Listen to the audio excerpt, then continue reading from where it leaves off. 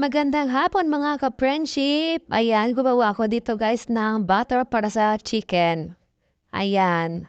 Flour, cornstarch, salt and pepper, baking powder, and tubig lang guys. Ayan, pinagmix ko lang. Pag ganito na guys, ihalo na natin yung chicken na hiniwa ko na may salt and pepper din. Ayan, mix na natin to guys. And then, iprito na natin to. Ayan.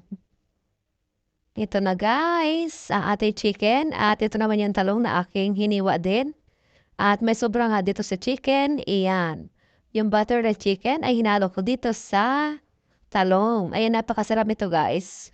Itong dalawang tayo lang guys ang aking lutuin ngayong gabi kasi pandagdag lang to guys. Kasi kakaunti lang ang kakain ngayon. Ayan, crispy delicious na ang ating chicken. Tanggalin na natin ito. At ang isusunod ko naman guys ay itong talong. Ayan.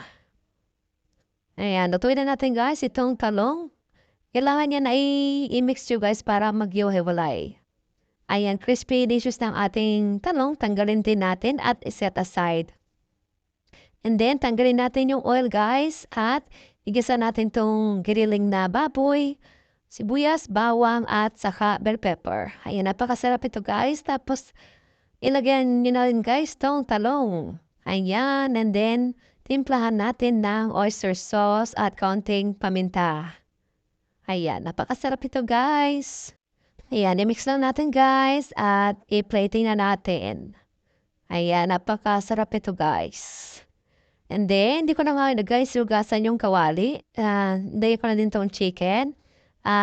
Lagyan ko ng likampi soy sauce, calamansi concentrated, at paminta at mix lang ulit natin guys. At ito na yung hapunan, talong at saka manok. Thanks for watching mga ka-friendship!